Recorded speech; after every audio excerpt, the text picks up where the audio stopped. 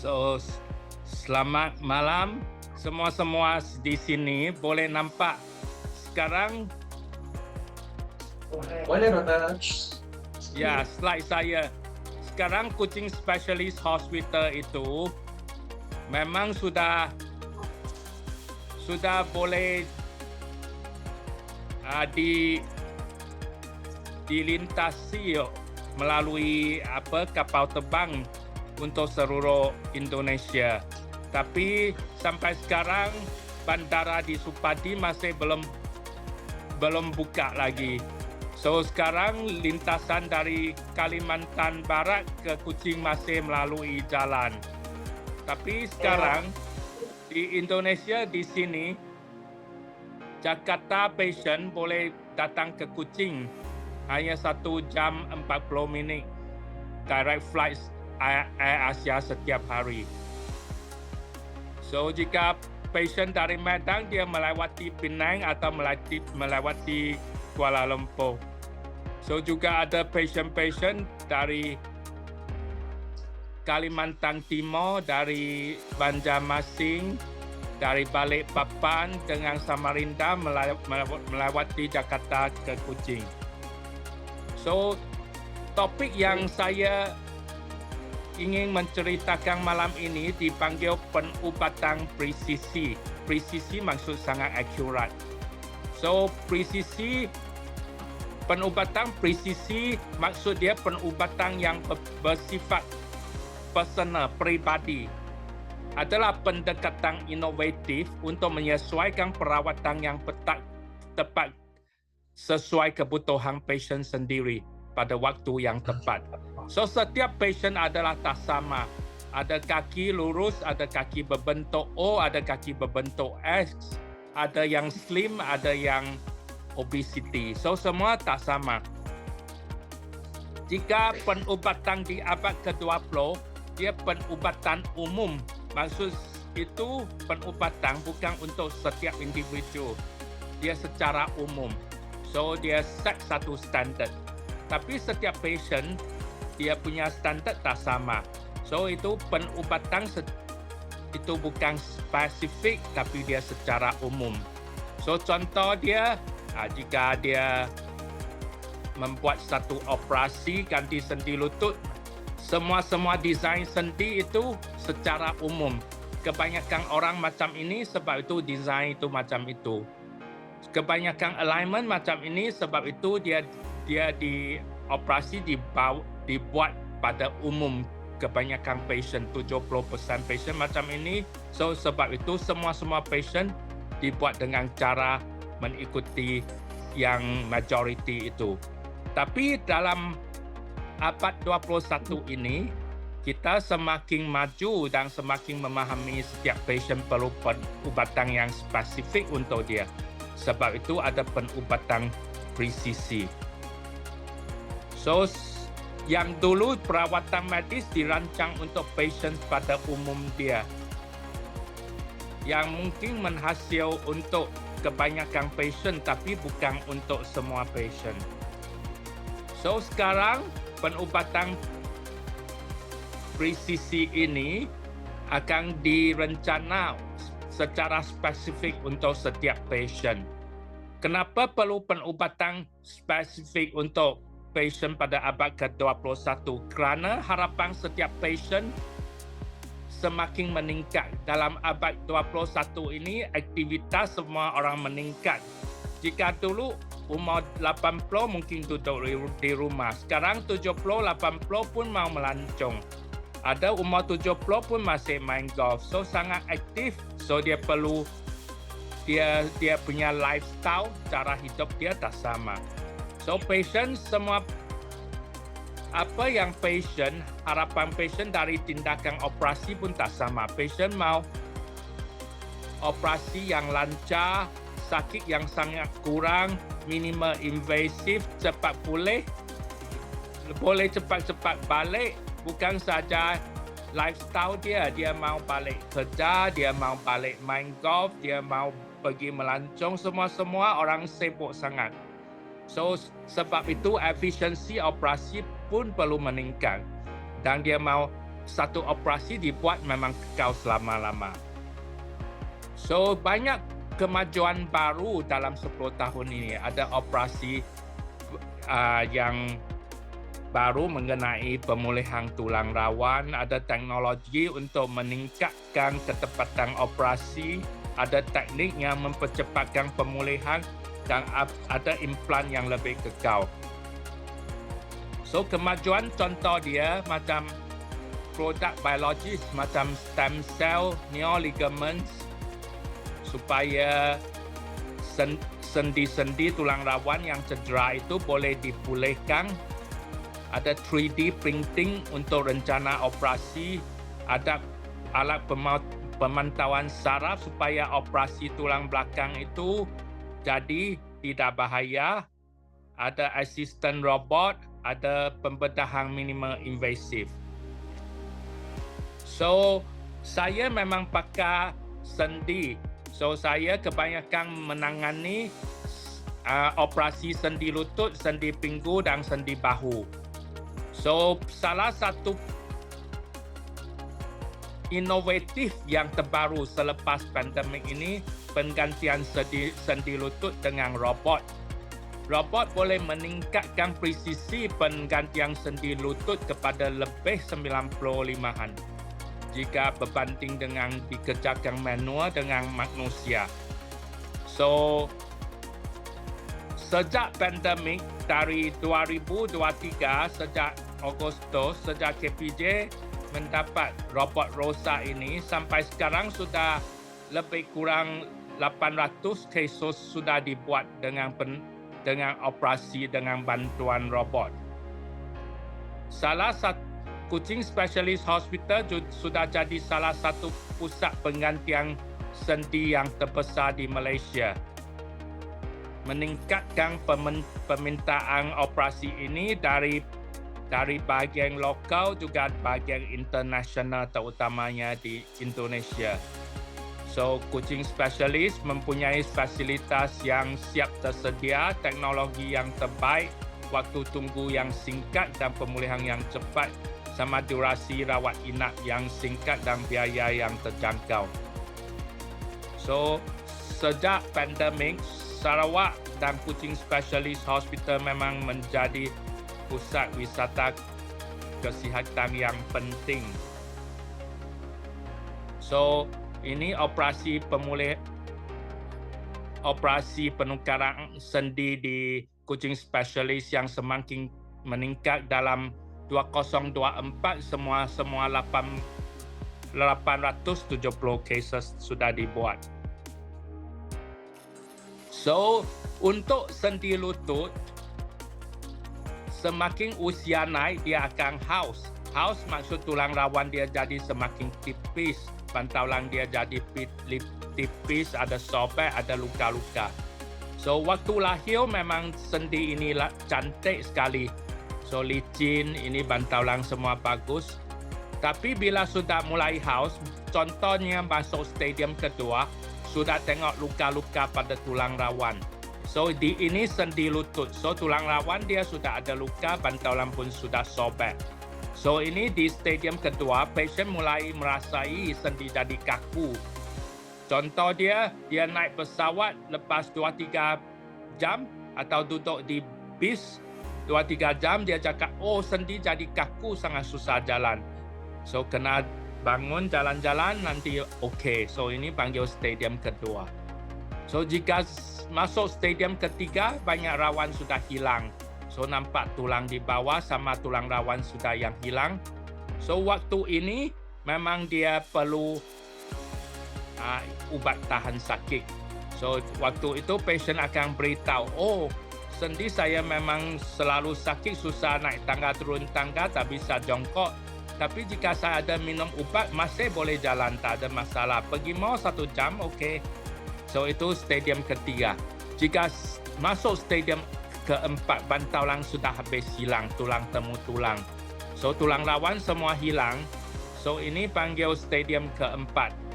So, waktu itu pasien akan kata, oh, sekarang minum ubat pun sakit. Jika jalan setengah jam, tak bisa. Jika duduk baring tak ada masalah. So ini masuk stadium keempat, tulang temu tulang. Inilah peringkat yang perlu penggantian sendi lutut. So jika stadium kedua, ketiga, terutamanya kecelakaan sukan, so tulang rawan dia sudah hilang, tapi boleh guna teknologi lain.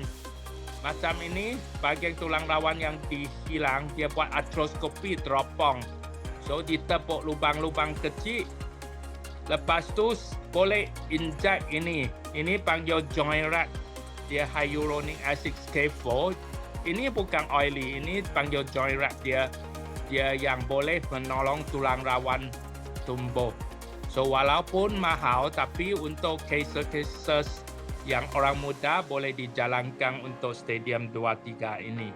Supaya tulang rawan yang baru tumbuh.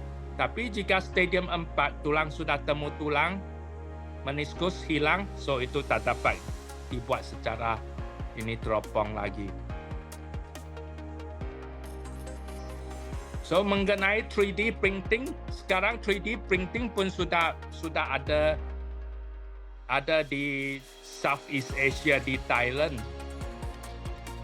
Zimmer sudah memulakan pusat sendi pencetakan 3 dimensi. Contohnya, jika ada cases tumor, itu kanker tulang, semua dibuang, dia mau diganti sendi, dia perlu desain satu alat khas.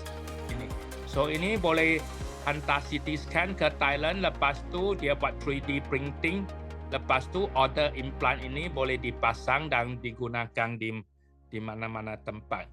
So 3D printing juga boleh digunakan untuk merancang operasi. Contoh pasien ini yang sudah pasang total hip replacement, ganti sendi pinggul 20 tahun dulu, sekarang sudah longgar. So berapa besar defect dia, mau guna alat apa, saya boleh order satu 3D printing. Maksud dia buat model tulang berasaskan CT scan. So dari defect sini, saya boleh rencana mau macam mana buat operasi. So ini boleh direncana dengan lebih teliti. So 3D printing di Malaysia masih ada mahal sikit lah. Jika mau print out model sebelum operasi, dia perlu bayar lebih kurang 2-3 ribu. Tapi dia boleh membuat rencana operasi yang lebih teliti. So sekarang AI sudah mulai di ortopedik juga. So dia contohnya AI boleh tolong dalam membaca lonsen. So dia boleh tolong mengenali defect pada lonsen, MRI semua. So AI juga boleh tolong prediksi satu operasi. You boleh pergi tanya, okay, ChatGPT, Gemini. Oh, jika saya buat operasi sendi lutut ini,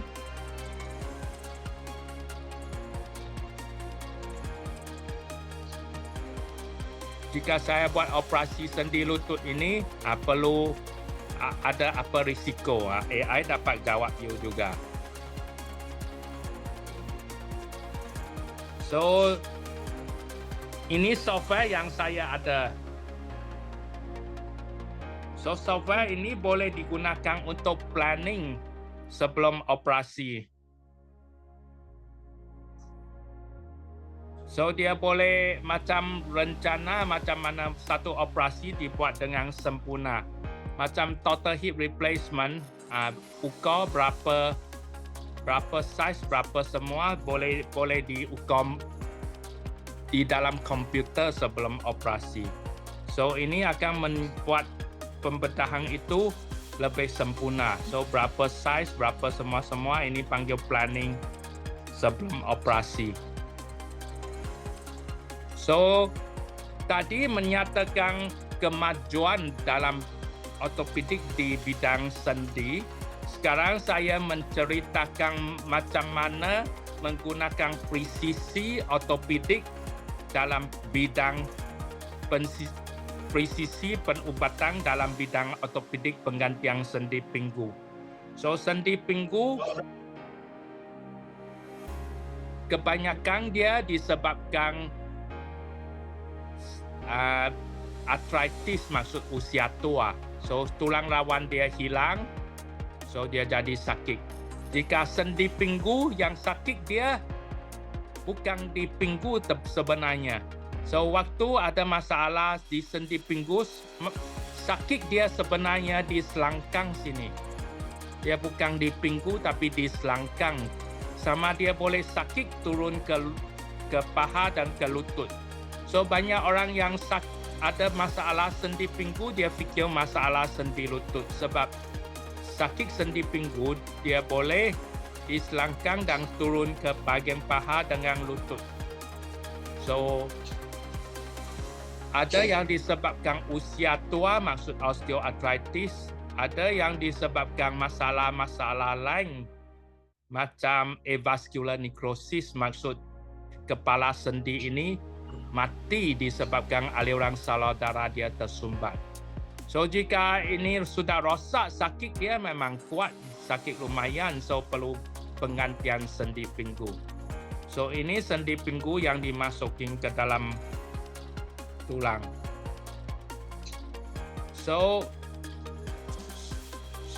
ada dua masalah, dua komplikasi penggantian sendi pinggul. Satu masalah dia, dalam abad ke-20 banyak operasi melalui cara lama. So bila masuk ke sendi lutut, sendi pinggul dia ada mencederakan otot-otot dia. Otot-otot di pinggul itu cedera. So lepas penggantian sendi pinggul, pasien memang bagus. Pasien jalan tidak sakit, tapi dia ada pincang, jalan dia macam lemah di pinggul, otot dia di pinggul lemah. So jalan dia pincang tapi tidak sakit, ini panggil jalan Trendelenburg. So jalan ada nampak macam otot lemah, macam pincang-pincang sikit, itu komplikasi, salah satu komplikasi penukaran sendi pinggul. Yang kedua dia dislokasi. Maksud sendi pinggul itu tak stabil, dia dislokasi. So ini memang yang mau ditangani di abad ke-20, abad ke-21. Sebab di abad ke-20, pasien lepas ganti sendi pinggul, dia ada pincang sama dislokasi. So masalah ini memang menyebabkan pakar tulang mencari banyak jalan untuk mengatasi masalah ini. Tapi selama dari 80-an sampai 5 tahun kebelakangan ini, pakar ortopedik sebenarnya tidak tahu macam mana mau mengatasi masalah dislokasi selepas sendi pinggul diganti. Ini disebabkan sudah banyak cara dicari termasuk posisi dia. Ada kala posisi tepat tapi pun dislokasi berlaku. So pakar ortopedik sebenarnya buat banyak research tapi masih tidak mengetahui sebenarnya macam mana sendi pinggul boleh dislokasi sampai lebih kurang 5-6 tahun dulu. So lepas research yang banyak didapati sebab dia dislokasi pada sendi pinggul selepas operasi sebenarnya bukan disebabkan pinggul tapi disebabkan tulang belakang. So setiap pasien tulang belakang dia tak sama. Tapi bila ada perubahan pada tulang belakang dia akan mengubah posisi pada sendi pinggul juga. So ada pasien yang tulang belakang dia sudah skoliosis, ada yang tulang belakang dia sudah bongkok, ada yang tulang belakang dia tak boleh gerak lagi disebabkan operasi yang kunci pin banyak. Semua ini menyebabkan risiko dislokasi sendi pinggul lepas operasi. Tapi selepas research yang banyak, akhirnya dalam 5 tahun yang lalu, pakar ortopedik mengetahui macam mana mengatasi masalah itu sudah. So sekarang sebelum buat operasi pinggul kena analisa tulang belakang. Berapa darjat ini tulang belakang boleh gerak semua-semua supaya boleh rencana posisi implan yang tepat supaya dislokasi tidak berlaku selepas penggantian sendi pinggul. So, untuk analisa yang complicated ini, macam yang saya tunjuk di sini, kena menggunakan formula yang sangat susah, yang tak mungkin pakar ortopedik boleh kira macam itu. So, algoritma itu untuk AI macam mana mencegah sendi pinggul daripada dislokasi.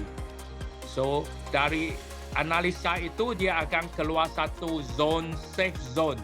Jika masuk berapa darjat, ini di green area, bahagian hijau maksud selamat. Bahagian orange maksud dia boleh dislokasi. So, ini cara dia berdasarkan tulang belakang patient, berdasarkan formula dari AI boleh keluar satu plan yang selamat untuk patient. So, tapi tak mungkin masalah ini boleh diingati. So, sekarang keluarkan software. Software ini yang tolong menghitung semua ini supaya pakar ortopedik tak perlu sakit kepala. So, saya guna robot, guna komputer dia, saya terus boleh dapat cara-cara mengatasi semua ini. So, sekarang ini yang software yang saya guna, Valis. Valis boleh menentukan dari Johnson & Johnson ini. Dia boleh menentukan semua alignment pada pinggul, menghitung dengan teliti supaya operasi dijalankan dengan aman.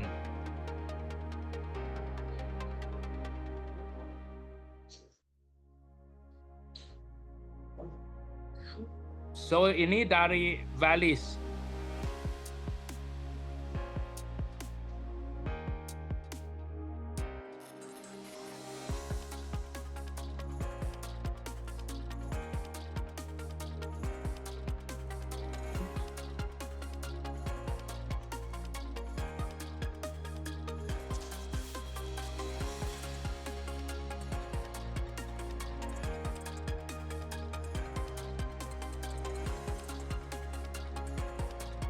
So, saya boleh tahu berapa darjat sekarang, berapa darjat inclination, berapa darjat itu, so supaya posisi cup dia boleh sangat tepat.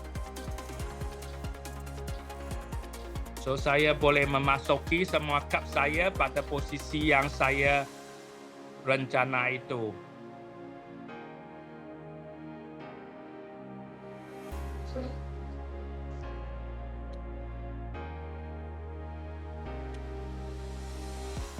So, ini Valis juga boleh tolong saya menghitung size berapa semua.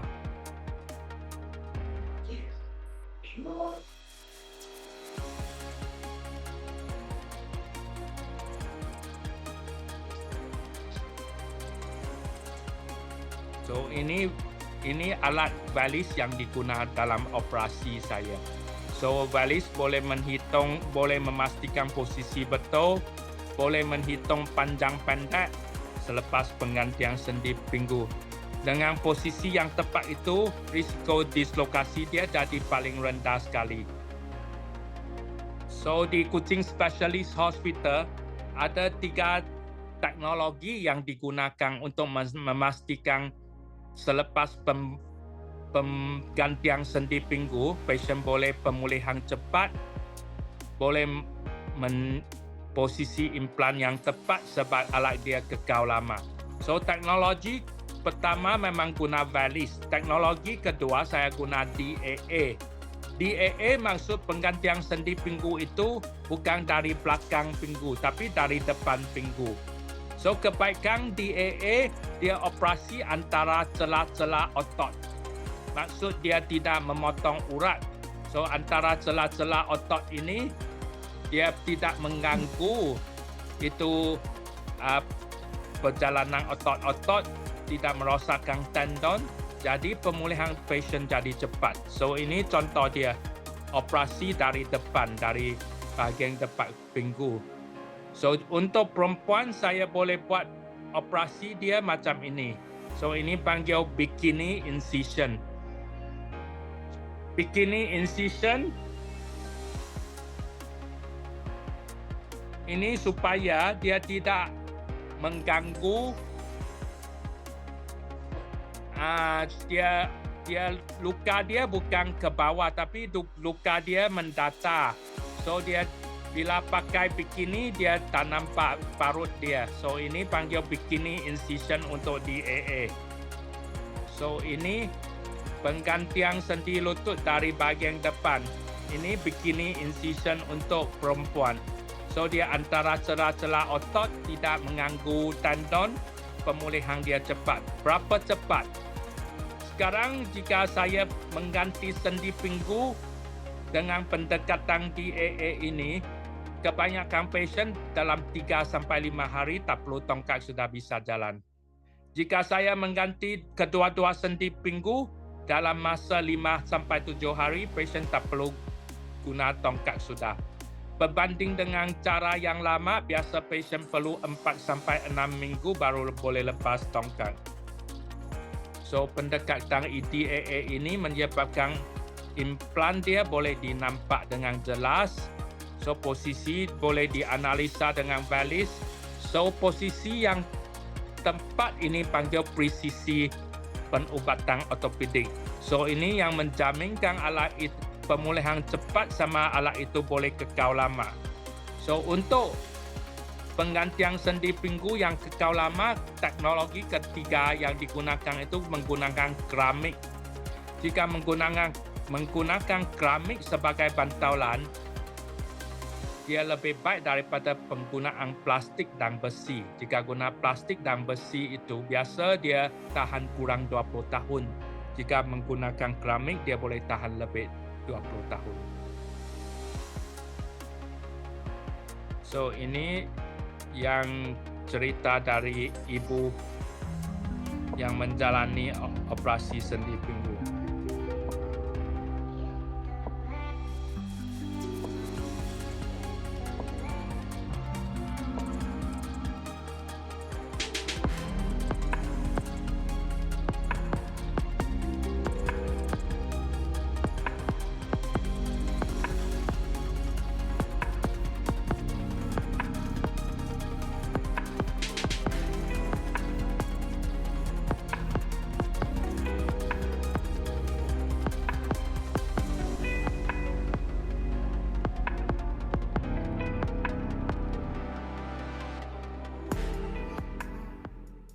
Saya waktu 2018 Desember, saya kan ke Amerika. Nah, waktu ke Amerika itu tanggal 30 New Year's. Nah, saya bangun pagi-pagi, kenapa saya punya kaki bengkak, swollen gitu, terus sakit sekali. Nah, saya pulang ke Jakarta. Setelah pulang ke Jakarta, saya ada pergi ke beberapa dokter waktu itu. Sampai mereka periksa saya punya vein gitu ya, takut ada kena blok. Tapi ternyata kata dokter nggak apa-apa. Jadi saya pergi ke dokter ortopedik. Waktu itu saya terus diterapi gitu. Tapi dokter itu belum ngomong sama saya bahwa saya punya hip itu ada masalah. Selalu cuman coba diterapi gitu. Tapi waktu 2019 saya ke satu dokter di Singapura. Dokter itu bilang saya, ibu punya lutut nggak masalah sebenarnya. Tapi dia nggak ngomong saya hip. Terus saya pulang ke Jakarta, saya tetap juga coba terapi, berobat gitu ya. Satu hari saya ketemu satu dokter ortopedik, dia bilang begini sama saya, kamu punya hip yang bermasalah. Tapi saat itu kan nggak lama kan pandemi, saya juga nggak berani kemana-mana. Di Jakarta pun juga takut ke rumah sakit. Begitu, sampai saya terakhir, saya punya temen. Pernah dia operation, dia punya knee ya, sama dokter Lee. Ada beberapa teman yang pasti, jadi mereka yang bilang sama saya, coba aja ibu konsultasi sama dokter Lee. Jadi saya konsultasi sama dokter Lee. Dokter Lee bilang bisa. Sekarang kan sistemnya baru, pakai DAA, bukan ini. Kalau mau pakai yang lama, titanium juga oke, kan. Jadi saya ambil yang DAA. Saya punya perasaan yang penting saya happy. Saya udah saya bisa jalan. Karena bagi saya daripada saya dibebanin sakit terus, sakit sebelah kiri, saya udah terus kemana-mana, saya fisioterapi, saya juga udah seminggu saya tuh pilates, saya juga hidroterapi.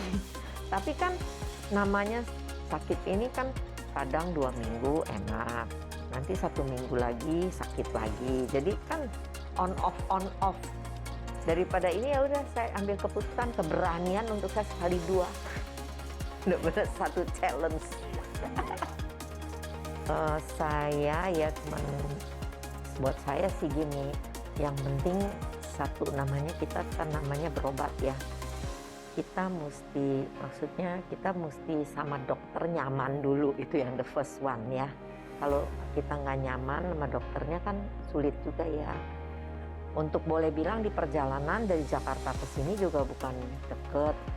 Kita juga repot, mesti transit. Kayak kemarin kita semua nginep 1 malam di Malaysia gitu loh. Tapi ya karena kita percaya, dengan yakin, dengan dokternya, dengan ini, ya kita jalanin aja kita. Yang penting semuanya baik ya. Bisa semuanya baik, semuanya berhasil. Ya saya juga harap teman-teman banyak yang masalah seperti saya ya nanti daripada terus-terusan dengan fisioterapi dengan ini. Tapi karena sekarang kan kita tertunda karena pandemi ya, jadi kita nggak bisa datang. Kalau ini pandemi sudah selesai, saya rasa semua akan bisa datang ke Kuching.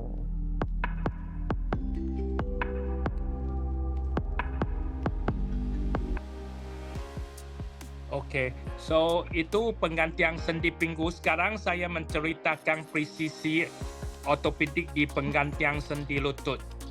So kebanyakan orang menganggap penggantian sendi lutut satu operasi yang kejayaan besar, yang peningkatan hasil dia bagus. So ini memang betul. Kejayaan penggantian sendi lutut memang jauh lebih banyak daripada operasi yang lain. So kejayaan penggantian pinggul biasa di sekitar 90%. Tapi penggantian sendi lutut daripada penyelidikan semua di merata-rata dunia, penggantian sendi lutut kejayaan dia masih sekitar 81%. Maksud 19% patient masih tak begitu puas hati dengan hasil operasi penggantian sendi lutut. Ini yang menyebabkan saintis dan pakar ortopedik menyelidik macam mana meningkatkan hasil penggantian sendi lutut di abad ke-21. So dari penyelidikan kebanyakan dia yang TKR ini gagal atau tidak puas hati disebabkan tak cukup stabil. Sendi itu rencana operasi dia tak begitu stabil disebabkan alignment dia tak begitu betul dengan posisi yang tak begitu tepat.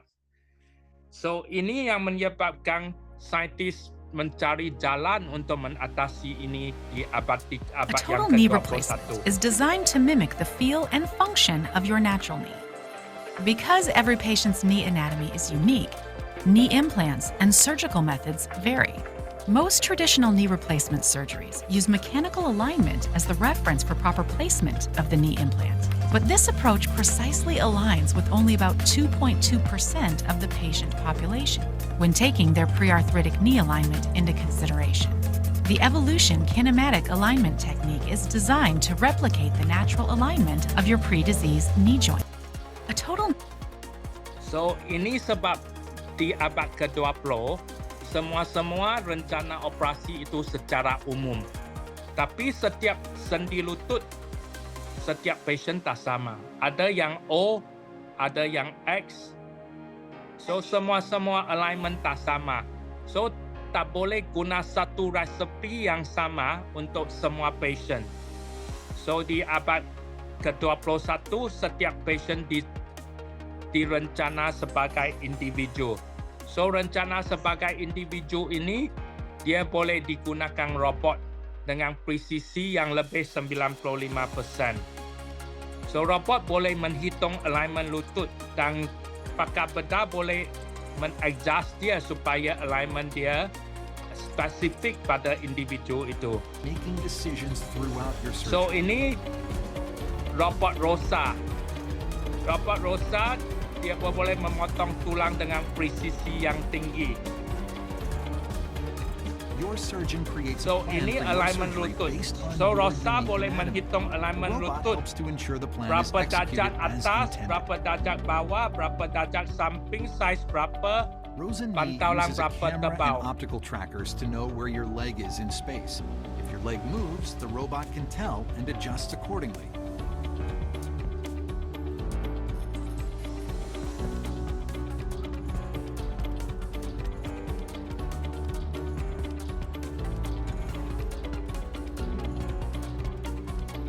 Rosa Knee provides your surgeon with data about your knee. This helps to personalize your surgery based on your unique anatomy.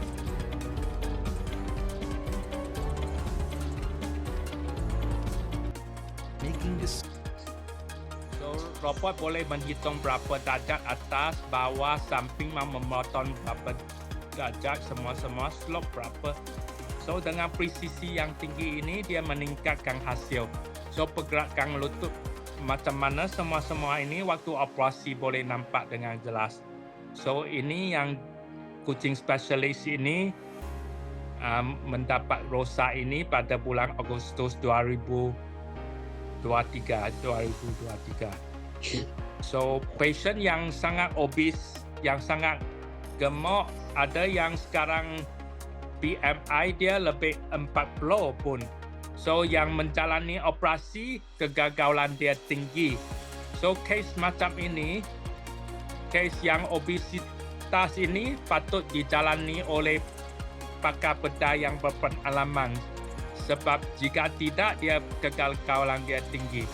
So sekarang yang obesity ini penggantian lutut dengan bantuan robot.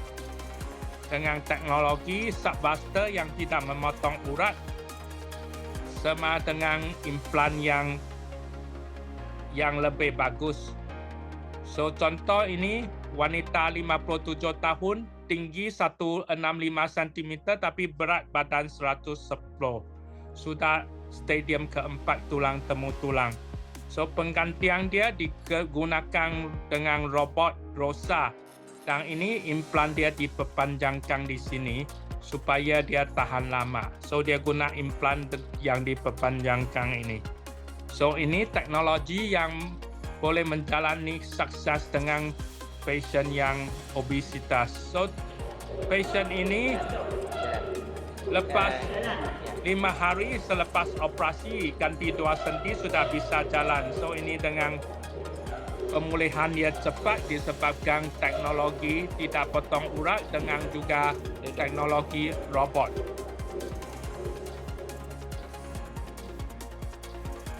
So yang akhir sekali presentasi malam ini dengan saya menceritakan sikit penggantian sendi bahu.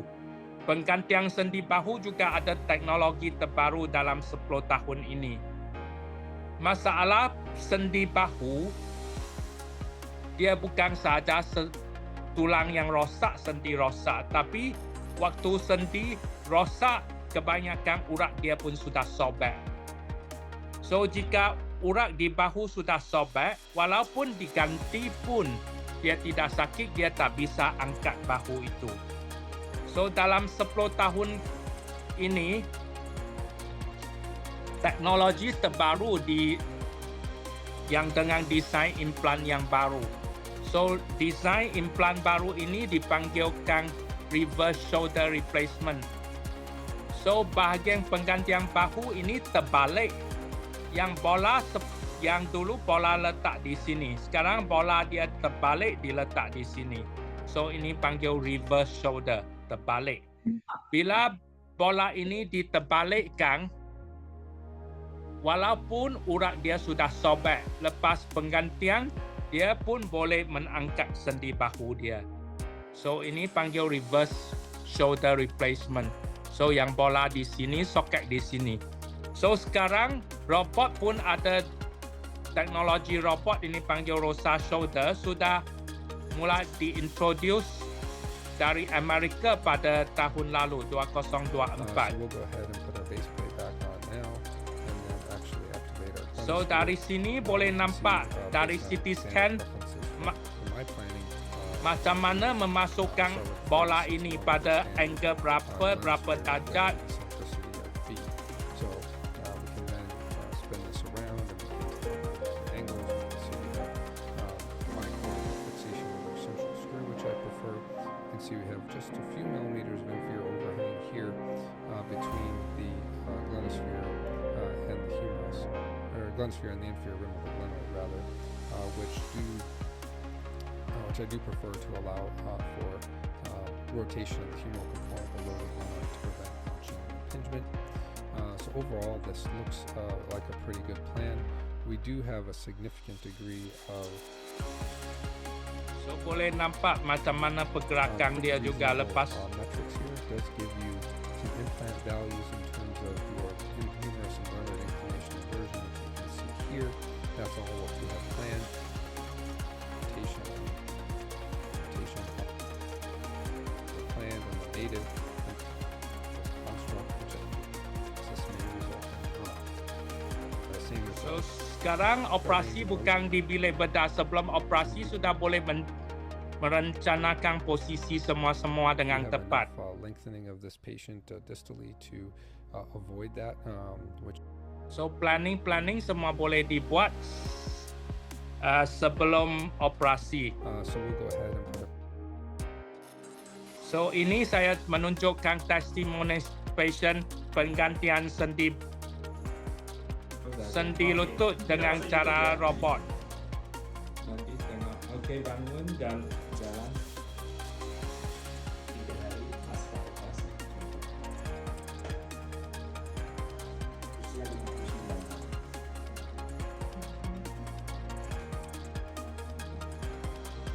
Oke, duduk. So ini patient yang 3 orang menjalani operasi 3 ganti sendi lutut, dua-dua lutut. Ketiga-tiga patient ini dia penggantian dua-dua lutut. Ini hari kelima operasi.